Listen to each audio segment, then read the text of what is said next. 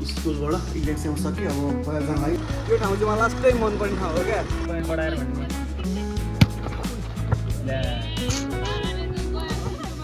Hello hi नमस्कार good morning welcome back to new blog. I hope तपाईँहरू सबैजना सन्चै हुनुहुन्छ होला। सो म पनि सन्चै छु। आज असोज 9 गते भइसक्यो। सो दसैँ पनि यताउता गर्दा टिका पनि आउने बेला भइसक्यो। अहिले चाहिँ म पाखामै छु। हजुर देख्न सक्नुहुन्छ मेरो आज ड्युटी एभ्रिडे बाहिर चाहिँ भइरहेको छ। सो त्यही भएर करिब टाइम बिहानको 8:30 भइसक्यो। भर्खर उठ्ने बित्तिकै बाहिर खोलिहाल्यो क्या। मम्मी कराई गर्नुभयो होइन। हिजो सुत्नु ढिला भयो, ढिला घर आयो नि त नि। अब 10:30 बजीतिर घर आइएको थियो। अनि यता मोबाइल चलाउँदा गर्दा भिडियो एडिट गर्दाखेरि 12 बजी आयो। सो सुत्नु ढिला भयो। त्यही भएर आफै हेर्नु त पुरै रात देख्नु भयो। रात नि सुने जस्तो भयो होला। निन्द्रा नगएपछि मलाई त्यस्तै हुन्छ क्या। मलाई चाहिँ 4-5 घन्टा सुतेर निन्द्रा कहिले पुग्दैन। कम्तीमा पनि 8-9 घन्टा जहिले सुत्ने भयो त्यही सुतेन भने अनुहार पुरै खतम भएर जान्छ। दिनै पुरै खतमै हुन्छ क्या। सो त्यही भएर बाख्रा पाखामा छोड्दै अब पनि एकछिन गएर सुत्छु म 1 घन्टा जति। अनि स्कुल जान्छु। बाख्रा चर्दै गर्छ नि आफै आउँछ बाख्रा घरमा। काहीँ पनि जाँदैन, जङ्गल छैन, अन्त जाने अवस्था पनि छैन। सो त्यही भएर अहिले त्यो टमाटरहरूतिर आफूहरू तरकारीतिर आउला भन्ने डर हो। अन्त लागि समस्या छैन। सो ल अब गएर एकछिन सुत्छु अनि स्कुल निस्किनु लिट्सी आइज है त। अहिले करिब टाइम हाम्रो 1 बजिसकेको छ। म स्कुलबाट इक्जाम सक्यो। अब बजार जान लाग्यो। बजार किन भन्दाखेरि आज ब्याङ्कमा अहिले कलेक्सन भएको पैसाहरू चाहिँ डिपोजिट गरिदिनु पऱ्यो भनेर।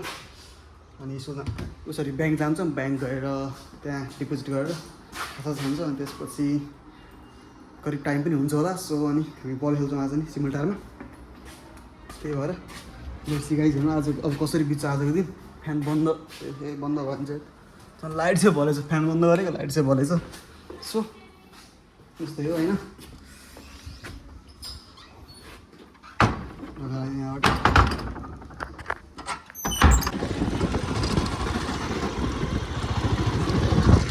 मेरो पछाडि तपाईँहरू देख्न सक्नुहुन्छ होइन। यो पुरै घाँसहरू यस्तो मजाले फुलेको छ नि। अहिले चाहिँ म स्कुलबाट ब्याङ्क जाने क्रममा बाटोमा छु। सामरी कुदिरहेको बाटो यो है। यस्तो मजा यति राम्रो भाइब आउँछ नि यहाँ आएपछि घाँसहरू फुलेपछि। अनि यहाँ चाहिँ म्याक्सिमम् यसरी सुटिङ गर्नु आएर हुन्छ नि। सुटिङ गर्ने मान्छेहरू आएर हुन्छन् होइन। सो लास्टै मजा आउने बाटो छ कि यो। हजुरहरू पनि हेटौँडा भ्यालीको हुन्छ भने सो एकचोटि त्यो ठाउँ चाहिँ पक्कै आउनु होला होइन। हेटौँडा भ्यालीको मान्छेलाई फेरि म्याक्सिमम् एक ठाउँ थाहा नभएको भने कसैलाई पनि हुँदैन कि। एकचोटि यहाँ आएर म्याक्सिममले फोटो चाहिँ खिचेकै हुन्छन् क्या। सो एकदमै ब्युटिफुल ठाउँ छ।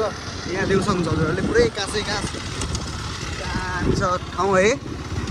सो म चाहिँ अहिले बाइकलाई स्लो गरेर नि यो भ्यूहरूको चाहिँ आनन्द लिइरहेको छु। मजा आइरहेको छ। मलाई चाहिँ लास्टै मनपर्छ यहाँ बाइक चलाउनु। यो अघिल्लो भिडियो पनि हजुरलाई देखाएको थिएँ भनेको पनि थिएँ होइन। यो ठाउँ चाहिँ मलाई लास्टै मनपर्ने ठाउँ हो क्या। जिताउनै पर्छ हामीले पनि पोइन्ट बढाएर भन्ने।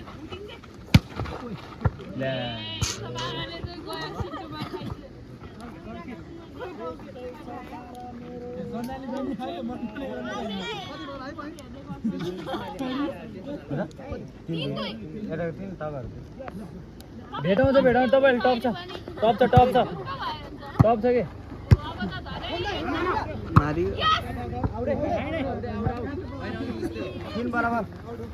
अहिले करिब टाइम 7:30 भइसकेको छ। म घर भर्खर आइपुगेको।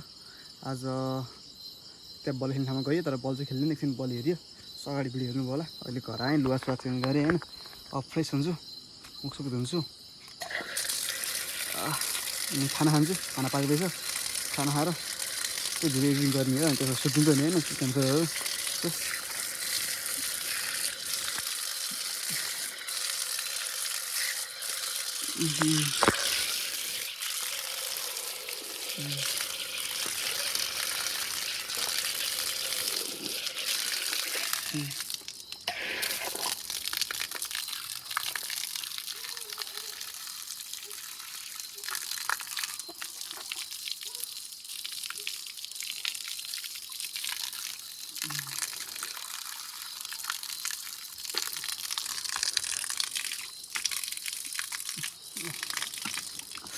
सो फ्रेस भयो। आजको भ्लग मैले यहीँ अन्त्य गर्छु। पूर्ण भोलि हजुरसँग भोलि बिहान भेटौँ। Good night, love you all.